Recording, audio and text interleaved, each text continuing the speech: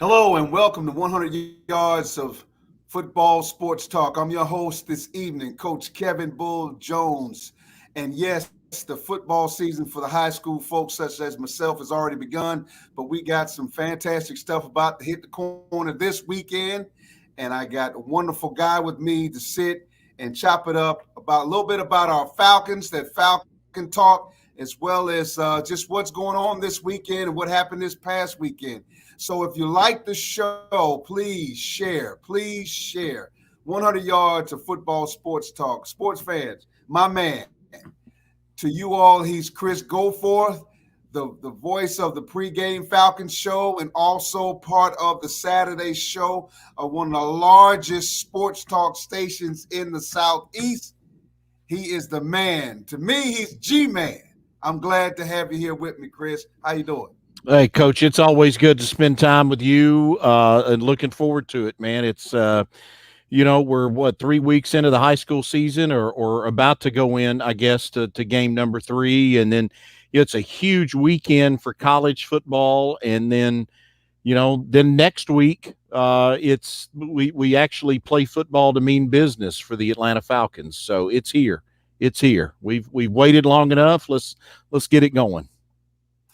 Well, I'll tell you what, amidst everything, the long summer football camps, everybody's about to come out of camps and start their seasons and got a chance to watch the Falcons do a walkthrough this past Saturday with our football team, North Atlanta High School. Shout out to Amanda Dinkle and all those wonderful folks with the Falcon family and community people. Thank you. Thank you so much, Arthur Blank, for having those things for us high school coaches and our kids to get a chance to watch things go on and see how the professionals conduct themselves. It was amazing Saturday evening at Henderson Stadium downtown, and it was just wonderful because you could feel football in the air. And even though it wasn't a full contact practice, it was just a walk through, still get a chance to watch Matt Ryan, Calvin Ridley, some of those guys, Grady Jarrett that we know, and the kids can watch them go through a professional practice. And I tell you what, G-Man, that was what I needed our kids to see, and our head coach was definitely excited about that as well. Yeah, man, I just can't imagine to be, 14, 15, 16, 17 years old and be a high school student and go get to experience something like that. I mean, that's pretty awesome. I mean, that's awesome. And I can't imagine being a kid and being able to go see something like that. I mean, it was a thrill for me as a kid to go to the old Fulton County Stadium and watch a game. So, to be able to be that close and watch those guys practice, man, that would be awesome. Well, I tell you what, in my years here in Metro Atlanta coaching, I just think very highly of Mr. Blank and all that he's done to connect with the community, because it has been like magic for us. Get a chance to touch lives and get close to the guys that play, and as well as get a chance to see them yesterday perform in their last preseason game, the Cleveland Browns. And with that being said, G-Man, I just want to roll our sleeves up real quick and I want to get your thoughts on what you saw, and I'll let you know what I saw and what's about to turn the corner here for our Dirty Birds. Or should we just say the Atlanta Falcons? I don't know if we still say Dirty Birds anymore. Well, I think they're trying to bring that. I think they're trying to bring that moniker back. I guess you saw where they've got the Dirty Birds section now in Mercedes-Benz Stadium. So yes, I think they're trying to bring that back. It's amazing how beloved those guys on that Dirty Bird team, let me rephrase that, how beloved that team is. I don't know that all the people on that team are still beloved, right. But I think that team as a group obviously captured the, kind of like the Braves did in 91. They captured I think they captured the imagination of folks, not just in this city, but across the Southeast. And it's still, both with the Braves and I think the Dirty Bird moniker for the Falcons, it still registers with people. Really does. Right. I'm still trying. I'm aging myself when I say too legit to quit, but that's so quick. Okay. I've been watching some NFL Network. How you know what I've got, man? I have the Falcons team video that was called Wow. Too Legit from that Wow. season on VHS. By the way, I've still got that. So uh, VHS. that was another time. Man, say what you want about Jerry Glanville.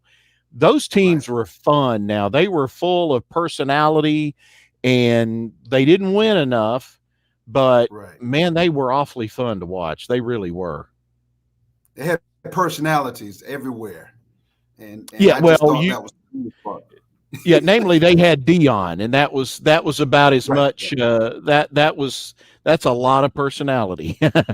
So Well, I tell you what, I let some of my secondary. We've been fortunate enough to have some interceptions in our last two games, and been pretty successful. And it's a new group of kids in the secondary for me. And 95% of the time we're in man coverage, so it's a trial by error deal for the kids. But I just let them watch a visual because I believe visuals are very important for kids and youth and those that play football, to let them see what Deion Sanders was really about.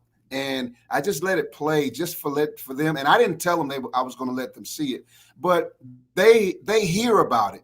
But I just yeah, wanted to give them a little nugget of how great he really was at being a defensive back that dominated the game, as well as a kick returner, a punt returner, and then he would, go across the street and play some baseball. And for them to see that, and of course, I don't have a kid that runs as fast as him, but I just wanted to give him a visual of what success looked like because I think that's kind of important for kids sometimes, and that they can find their own niche in that visual sometimes of the work ethic.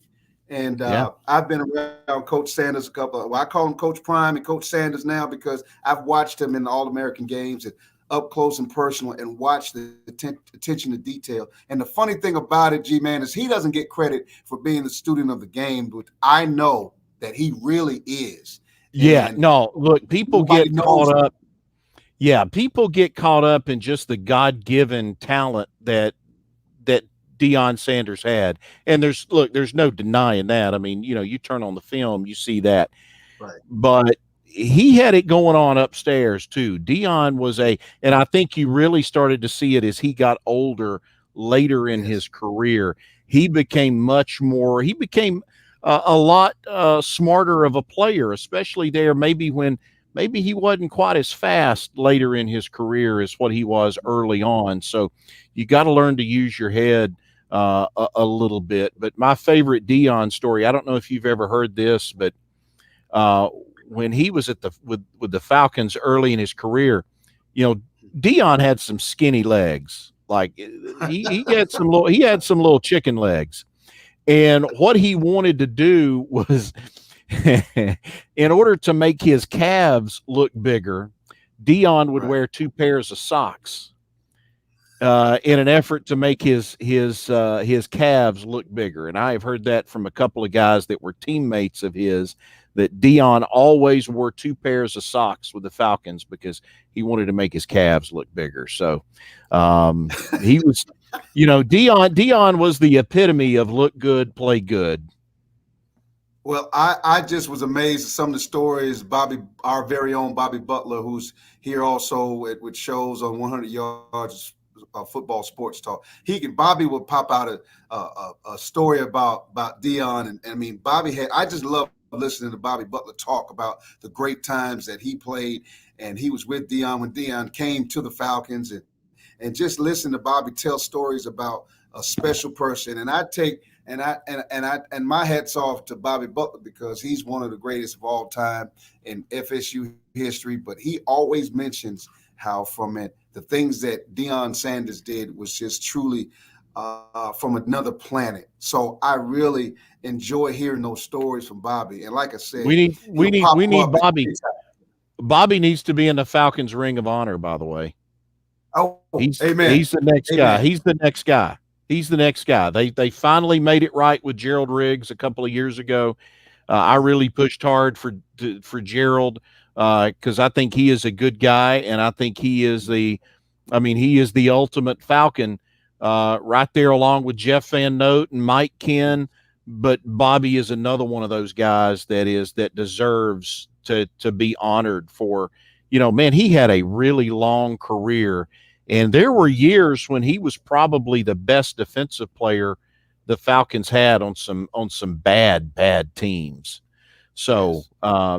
Bobby deserves that. I hope it happens for him someday because he's the next guy I think that deserves that for the Falcons. And he's so much bigger now than he was when he played, and not that much bigger. But he always tells us how he only weighed 160 pounds, and when he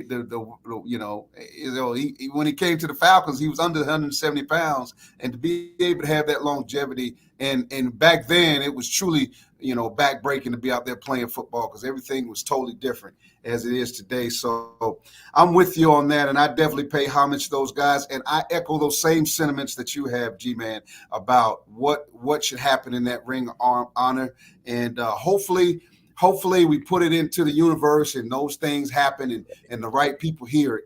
Yep. And I do believe in Mr. Blank and Arthur Blank and everything he's done with these Falcons. So when everybody asks me, am I a Falcon fan? I say, well, listen, I do live in Atlanta. So there is a part of me, whether I like it or not, is part of the Falcon. I grew up being a Falcon fan, even though I was born up north. But the Falcon and everything about it with Bubba Bean and all those players back in the day, Claude Humphreys, Roland Lawrence, all of that was part of it for me watching football. And I did go to the game when the Falcons played the Philadelphia Eagles, and I think Ron Jaworski was the quarterback back then.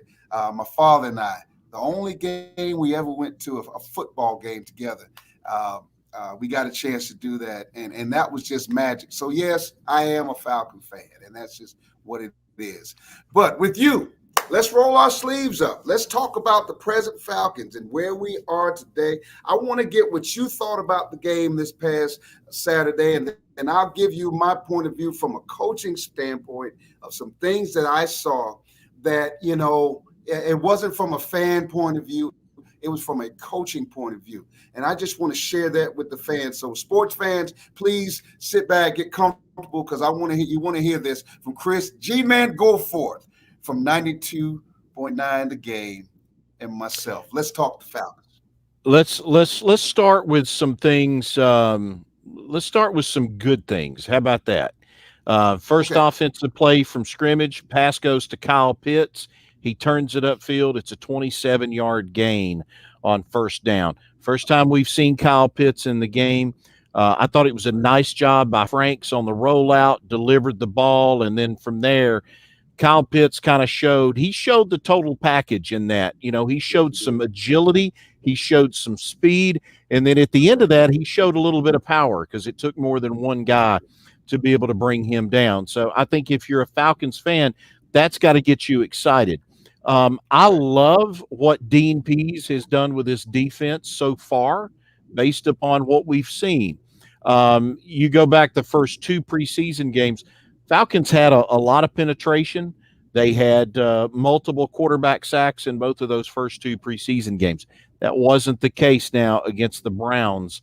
They weren't able to get to any of the three quarterbacks that the Browns played. They weren't able to get to any of those guys, and I don't think they had a couple of quarterback hits, but it wasn't very many. They certainly didn't record a sack. But I like the fact that Cleveland had 6 trips, Bull, into the red zone, and only one time they came away with points. This defense, again, I don't know what it's going to look like once they actually start to scheme for opponents. According to what Arthur Smith has said, they didn't scheme for anybody in the preseason, but it appears as though this is going to be a kind of a bend but don't break sort of defense. You may be able to drive the ball on them, but eventually they're going to tighten up when they have to. So, I thought those were some positives. Some negatives, man, I'm still really concerned about this offensive line. Drew Dalman, I thought, had a really bad game on Sunday night. There was a play where Caleb Huntley was thrown for a 5-yard loss, but the reason why is because Dalman was driven so far into the backfield on that play. He just got pushed around too much, and that's something that can happen. Now, we didn't see any of Matt Hennessy in the preseason, so I'm going to assume that Hennessy has locked that job down. In talking with Dave Archer, the former Falcons quarterback, on our pregame show, he feels like the tackles are set with Caleb McGarry and Jake Matthews. He does feel Arch feels like McGarry will be the right tackle. And then the guards, obviously, you got Chris Lindstrom at one, and then that left guard spot. That's been one of the that's where Dalman was Sunday night when he was getting pushed around. So Yeah. I don't know that Jalen Mayfield has won that job either. So I think right now we're probably looking at Josh Andrews as being the left guard going into the regular season. I got real concern though about this offensive line. I wish I had something that made me feel confident in them, but right now I just don't have it. Well, I echo those same sentiments, and to talk. Let me piggyback on the good that I saw. See, from a coaching standpoint, and being a disciple of the odd front, and I've learned it from some really good people, and it can be extremely wordy sometimes, and a very mental deal. With verbiage and different things to do and different places to go. So a lot of times you have to be between the ears. Your IQ with football has to be really good as far as study time. I just remember back when I used to sit with Coach Al Groh, who at that time was the defensive coordinator for Georgia Tech. And of course, Coach Groh was head coach at University of Virginia, and I had a chance to be around him so much and work camps at Virginia. And I always picked his brain, him and Mike London, about the odd front, and Jim Reed, who also was actually Coach Reed was with Nick Saban when he was with the Miami Dolphins. So I understand there is. I will tell you right now, what have I've gathered. I'm really excited about the defense because it looks like Coach Pease did not. He knew he had some guys trying to make the team, but he also had some veterans that need to be able to feel comfortable in how much information they were given to play. There's so many tilts and different overloads that can come with that odd front because it's truly all pressure. And sometimes people like to go with the zone blitz, and that's fine, but the pressure is really a lot of mental stuff that he didn't want to show. But you made a great point. In some of the earlier games, he did a fantastic job. We saw flashes of the athleticism of some of those guys that he put in positions to make plays, and he was not even scratching the surface of some of those fronts that he gives different looks, and guys come from different places. And I thought that was fascinating because from a coaching standpoint, it looked like Coach Pease wanted to see if he had those guys to believe what he had, which meant, and I'm talking about not even in the games, I'm talking about in those scrimmages and practice. People like Grady Jarrett, who we all know is an awesome football player, but he had to figure out where Marlon Davidson is. Okay, he knows where Deion Jones is, and he knows where he is, and he knows where some of those other linebackers are as far as Aloha Khan. He knows where he is, but he wanted to see him flow and the gap responsibilities that come with that, the pressure in that odd front, that 3-4 that he runs. And I think for him he really needed to see that, but he didn't want to show it all. And I believe it's going to be wonderful how he can tilt the balance of the formations with the pressure, pre-snap read. And those that have played him know he knows he's going to do it, but he didn't show it. And I thought that was amazing because, you got guys trying to make the team. And now, so how much do you give them? Now you got some of your starters not even playing, and I understand that. But you got guys trying to make the team, and then you got to decide how much you're going to show. So, G-Man, I just thought that defensively, I echo those same sentiments about stopping people in the red zone because, we had a problem with that last year. Yeah. So he did an amazing job of turning those guys loose. And there is some combo concepts in the secondary that I did not see in last night in Saturday's game. Yesterday's game. I didn't see it there, and I definitely didn't see it in the first game. Yeah. So I feel like he's got quite a bit in storage that he's going to air out first game of the year, and I think the defense is going to be way ahead of the offense. And I agree, offensive line, I'm worried. I saw some great straight downhill blocking a couple of times, but what concerned me was the play action and watching the guard fall into the lap of the quarterback. Quarterback's got to get out the pocket. That's just not what we are with Matt Ryan. So I am concerned about that. And I think this is just my thought process. They're going to try to find somebody off waivers to fill a void. And it might be somebody that's familiar with what Coach Smith has been doing.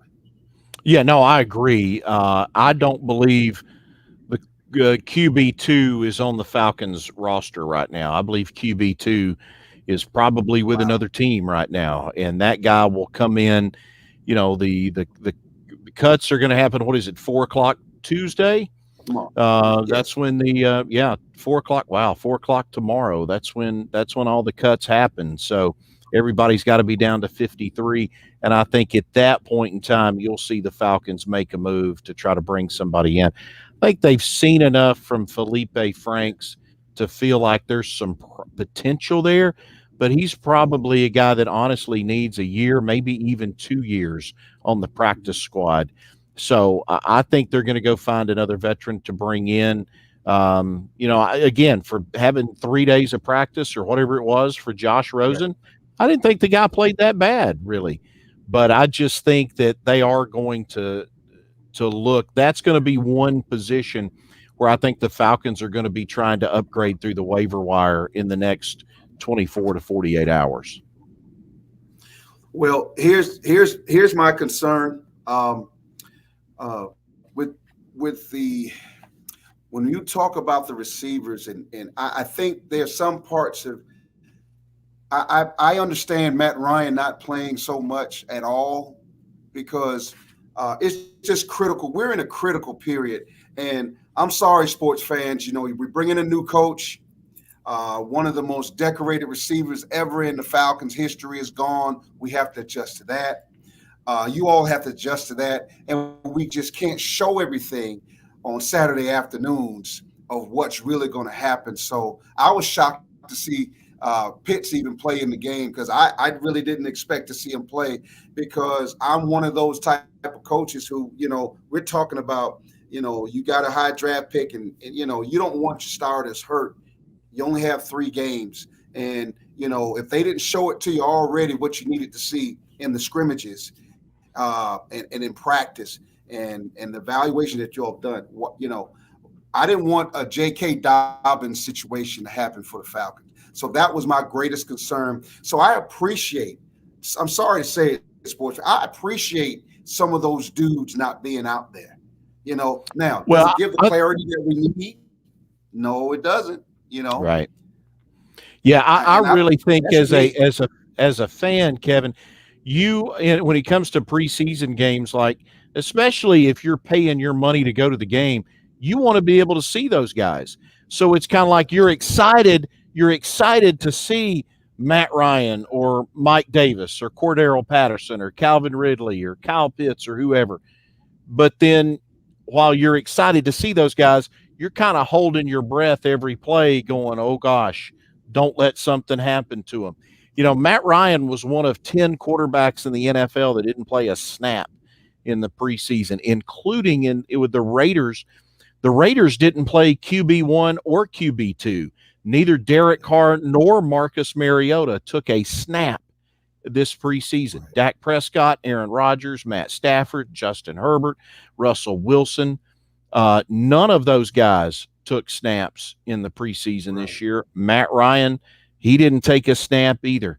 Um, I don't know. It's different. I mean, I think I've been saying this all along. This 3 game preseason is, Mm-hmm.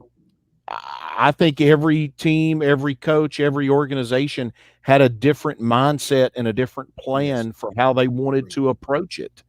And because you saw, I think for 2 games in a row, Patrick Mahomes played quite a bit, played Yes. 32 plays in week 2, played the first half in week 3. He was out there a lot. And then you had, again, we just mentioned those, 10 quarterbacks who didn't play a snap. Right. So everybody's got a different feel for how this is going to work. And it's year 1 of this new preseason format. I think it's going to be something that will change gradually over time. It wouldn't surprise me to see this 3rd game going back to be the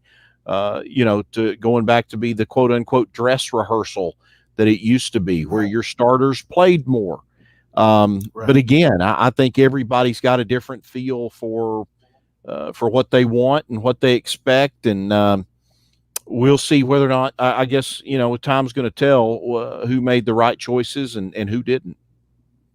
Well, the timing for the quarterbacks, and the timing of what the quarterbacks need to do, and Eden, it, doing it in practice, doing it in a closed scrimmage is one thing, but when the lights come on down at Mercedes-Benz Stadium and they open up the top and you've got a whole bunch of fans in there, you got over 80,000 fans screaming ready for a football game to start.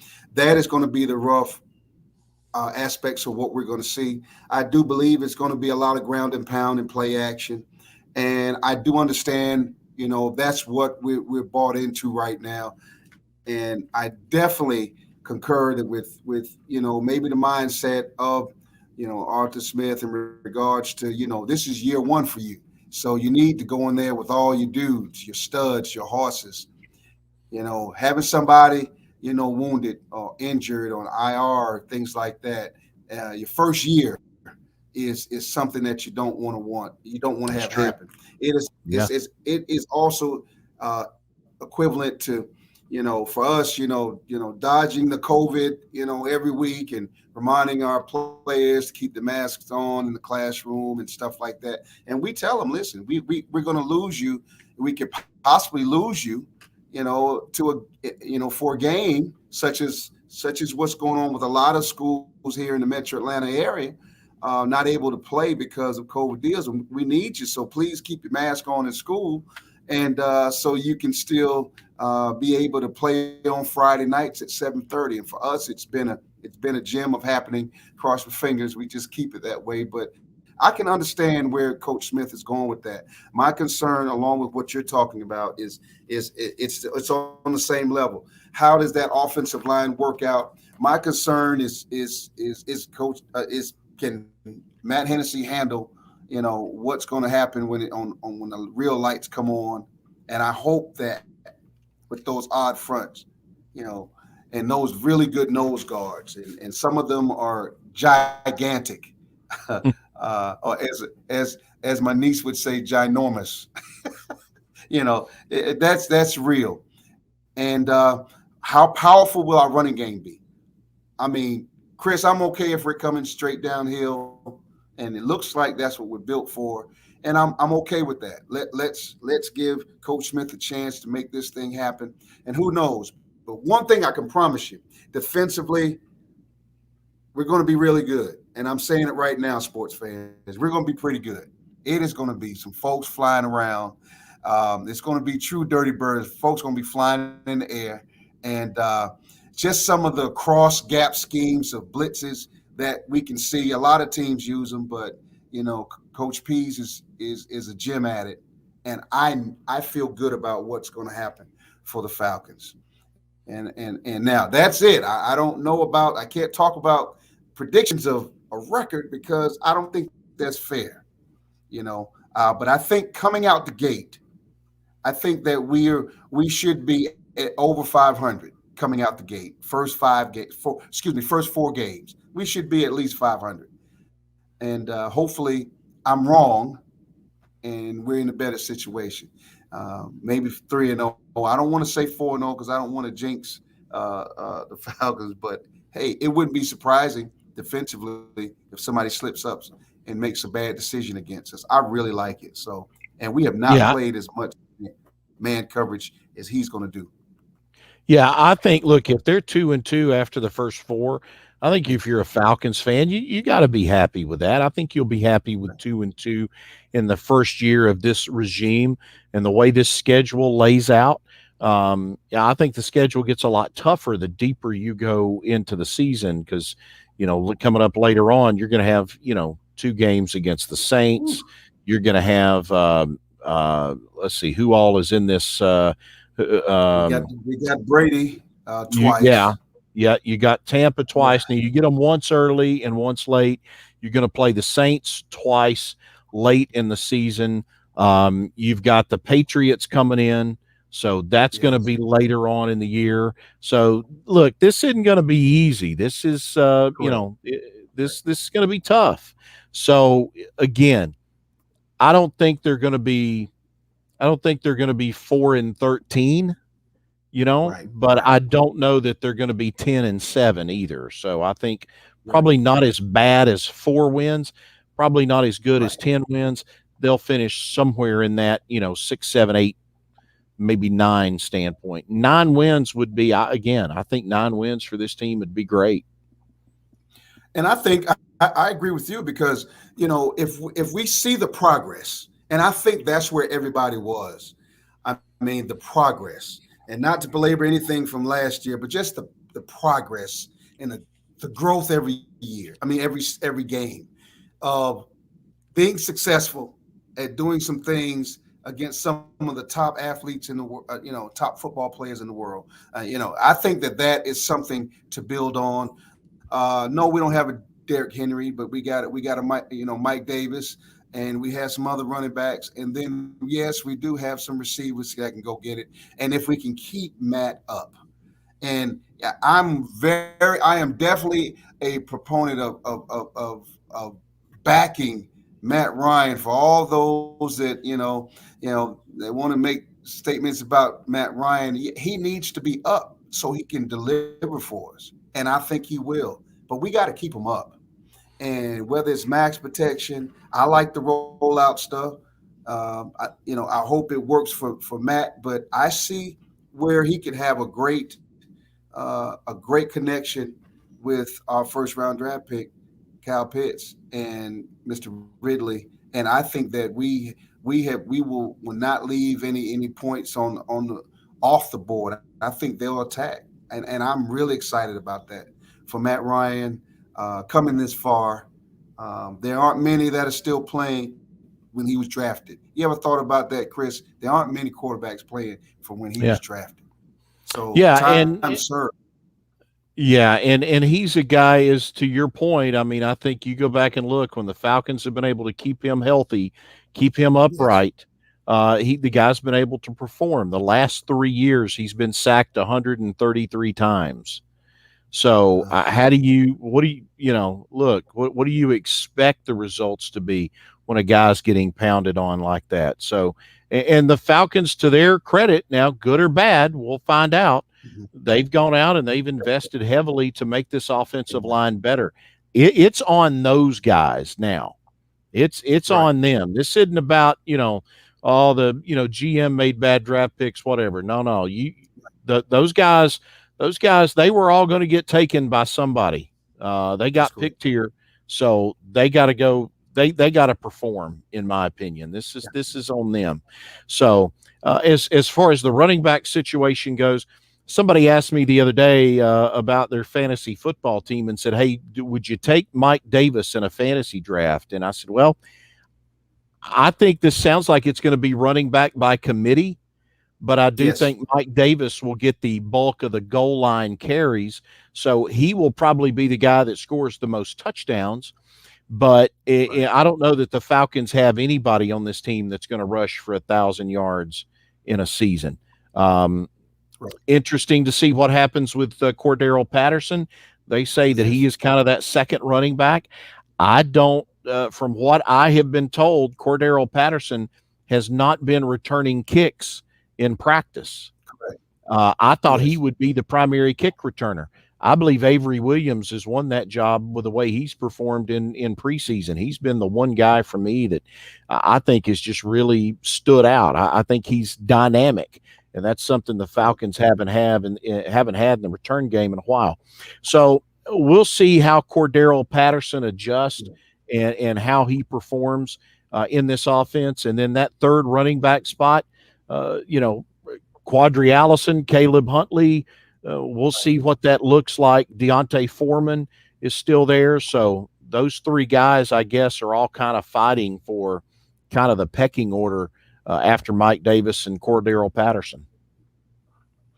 Well, I'm with you on that, and I just want to tell all the sports fans, hey, listen, hey, get ready and to enjoy the season, but understand it's not rebuilding, folks, but we do have to take those steps to make sure that, let's stay in the corner of our Falcons, because I do believe that they're gonna make us happy in the growth that we're going to see. And here's the thing that I want to see happen before we get off the Falcons subject, Chris. I want to see them finish a game with putting the dogs to sleep. Yeah. And that's something that we use. I want to see a game where they make somebody tap out. They make a team say, hey, listen, we had enough of that black and red. They're all over the place, and we don't want to come back to Atlanta for a football game for a while. I want to see that. I want to see that toughness and that meanness, and that we're going to take you out and we're going to put you to sleep. And you're going to start put some backups in and get your starting quarterback out the game, because this is not going to go well. If I can get that, I think that everybody in Atlanta would agree that we're going in the right direction. Okay, so the Atlanta fans are very resilient. Yes, we want to win. Yes, they support our Dirty Birds, and yes, I think that growth will put us where we need to be, but we just need to be realistic. And I really think about what you say all the time when we've talked about it previously, because I was one of those people that had a different direction of where this could go, and I was really strong about it. But I opened myself up to what's happening now, and I'm on ship. I'm on board. Let's rock and roll, and let's keep Matt Ryan up. Okay, yeah. You keep him up, and I'll feel better. And, same here. I hope that. Same here. Yeah, same here. Listen, you got to be. Go ahead. No, I was going to say, you're an Atlanta sports fan, man. You got to be resilient, right? It doesn't matter the team. You got to be resilient, because we know how things go sometimes. So you got to hang in there with them. Well, before we leave, G-Man, I want to get your thoughts on this game coming up this weekend with the Dogs and Clemson. And I tell you right now, I don't care what people say about folks being hurt. I tell you what, there's some dogs up there in Athens that are chomping at the bit to show somebody.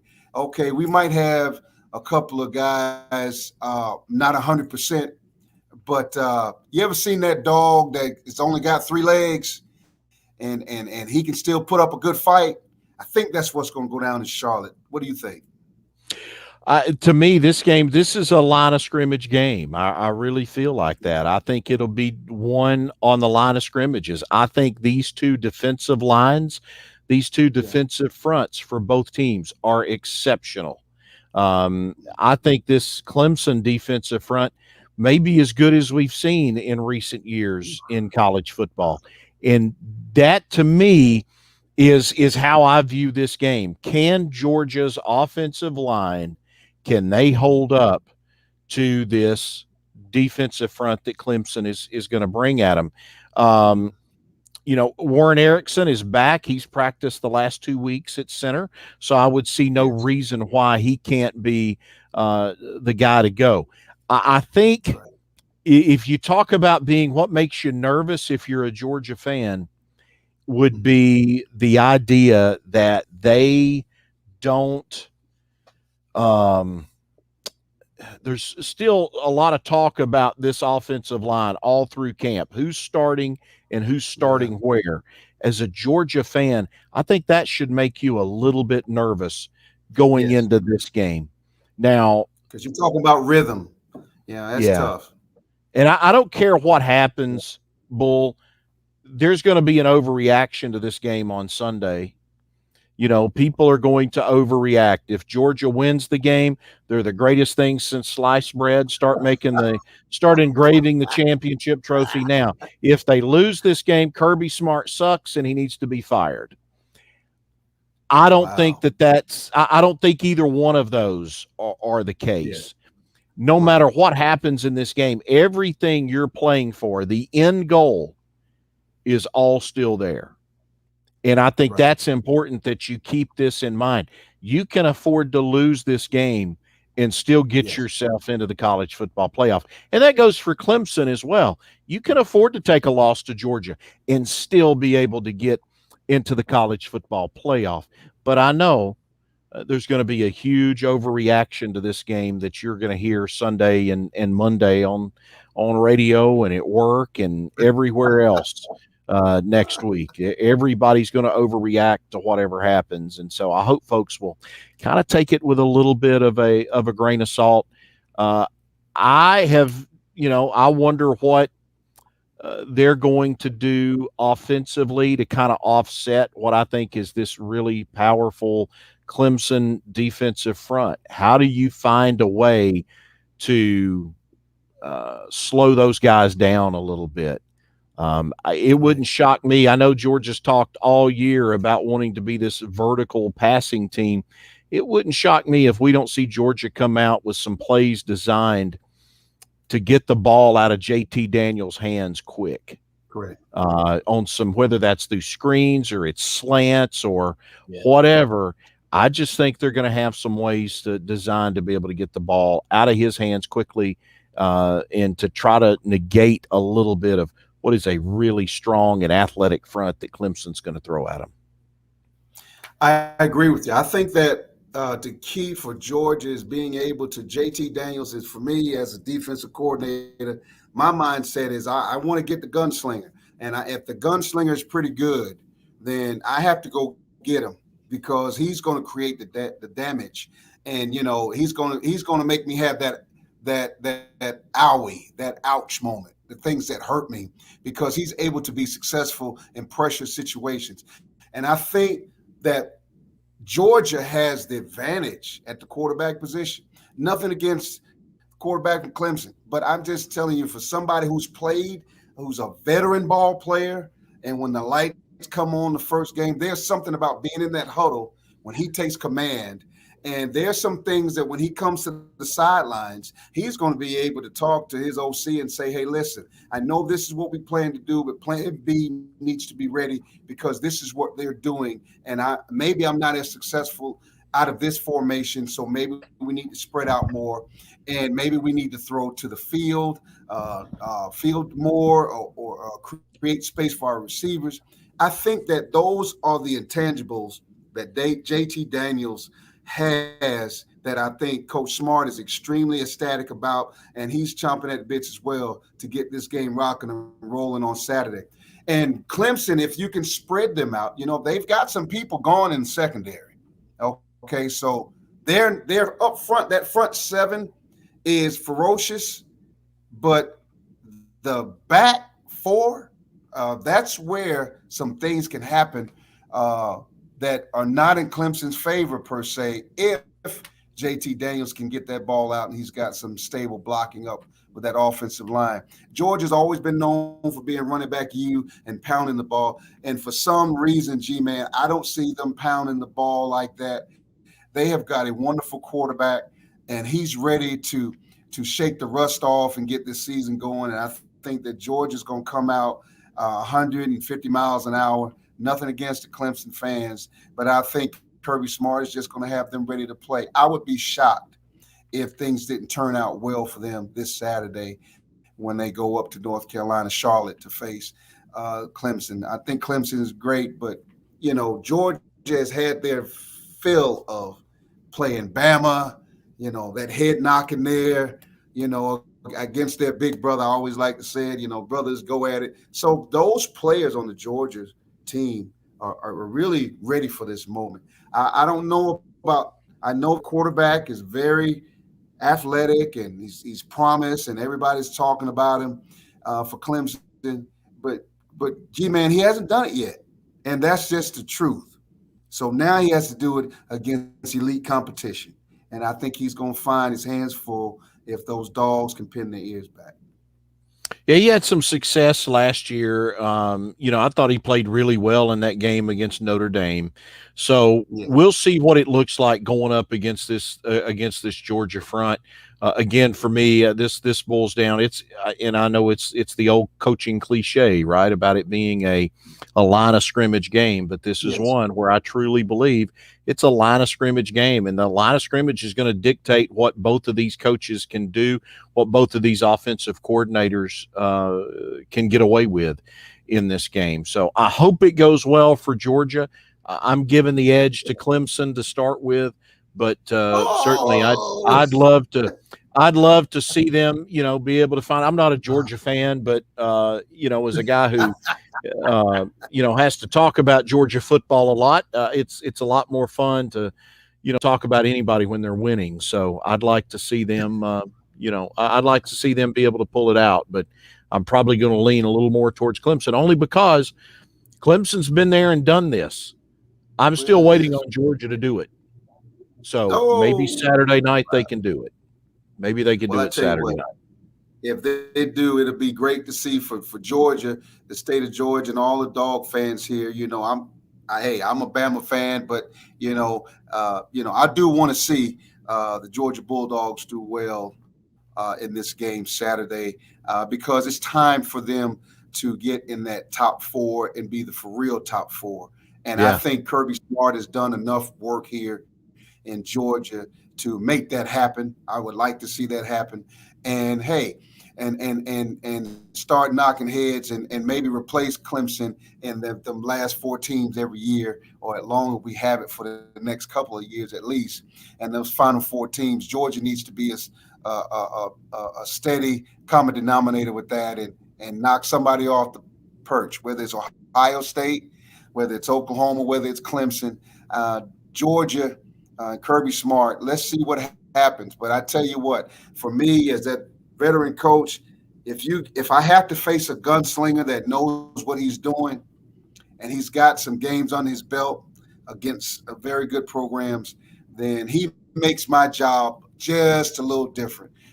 I have to watch out for the ouch moments and because they make you say ouch. That's what the veteran players do. So I tell my guys on my side of the ball when we sit down and break down film, we look at what does this team do that makes us say ouch and get out of what we do and make us uncomfortable. So those are things that I think that JT Daniels has got more time doing than the Clemson QB, even though he's athletic and everybody talks about him. He did beat Notre Dame, but Notre Dame, everybody beats Notre Dame. That's pretty good. I will say this. I will say this, Kevin. You said a minute ago you thought Georgia we would see more of that vertical attack in this game. Yeah. I will say this: if Georgia's able to run the football effectively, it's going to be a long night for Clemson. If Georgia can run it on them, I think it'll be a long night for Clemson, and I think that'll bode well for Georgia because if they can run it. At the end of the day, I don't care who that quarterback is. This is still Kirby Smart's team, and if they can run the ball, he's going to want to run the ball. And I think if they're able to run it effectively, they can play a little game of keep away, keep DJU on the sideline. They can milk this clock, shorten this game, and be in position to be able to win this thing in the end. And at the end of the day, I think that's what you want. So, we'll see how it boils out. Look, Saturday is going to be such a great day. I think you got Wisconsin, Penn State at noon.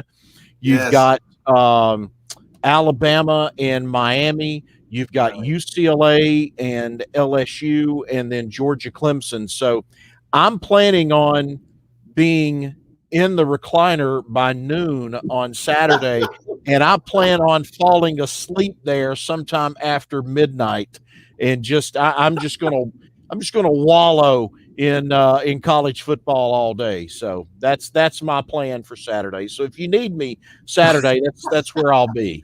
Wait a minute, you got a show to do. You got a show to do Saturday morning because I listen to you Yeah, but every Saturday morning. yeah, but it Yeah, I ends got at noon. It ends at oh yeah, noon. okay, got So that and right. I work from home.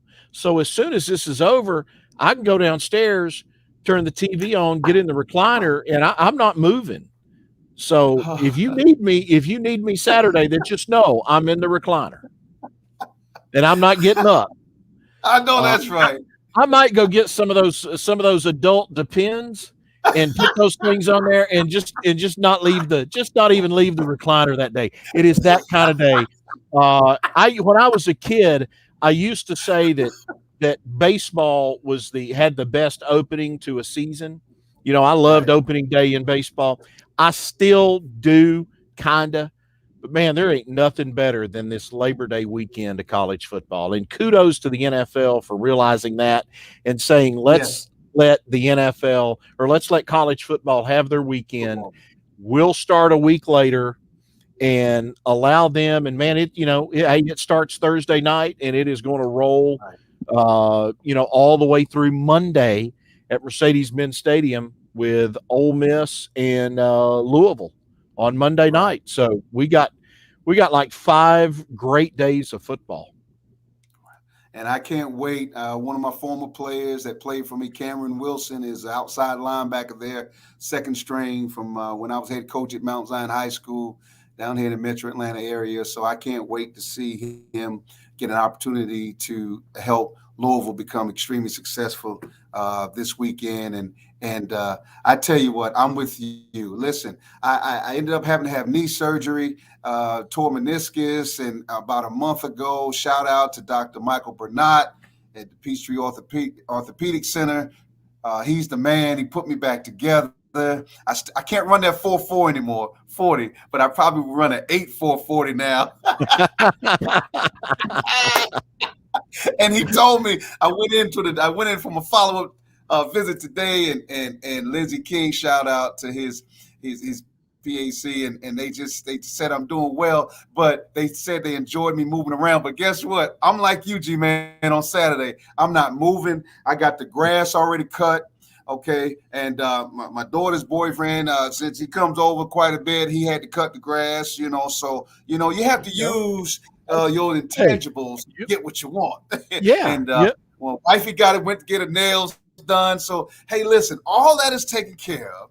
We got football, football, football. We have Friday night. We play Maynard Jackson, and we're 2-0, and I'm just hoping it's a wonderful weekend.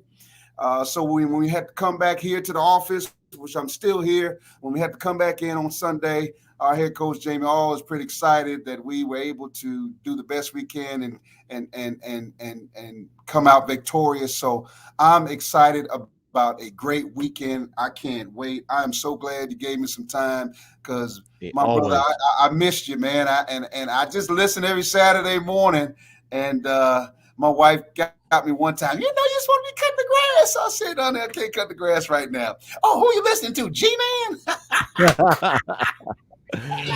Well, I said, hey, I "Yes." appreciate it. I appreciate it, and you keep listening, and you tell that daughter she's going to have to keep that boyfriend as long as he's willing to mow the yard, right? You got that right. Thank you Yeah. so much for coming on the Hey, show, and always. and listen, Jeremiah Long, our producer, thank you once again for being man behind the scenes that makes all this happen for us. You are the man. I'm telling you right now. Thank you so much. And G-Man, thank you so much. Sports fans, been a pleasure to be with my great friend. Man, I love talking sports with Chris Goforth. That's who he is to you all, and 92.9 a game. But to me, he's still G-Man all the way. And I enjoyed this time, and thank you. I appreciate you giving me this time, and let's get ready to chop it up later on down the road sometime. I know we will. I know we will. I look forward to it. Thank you so much.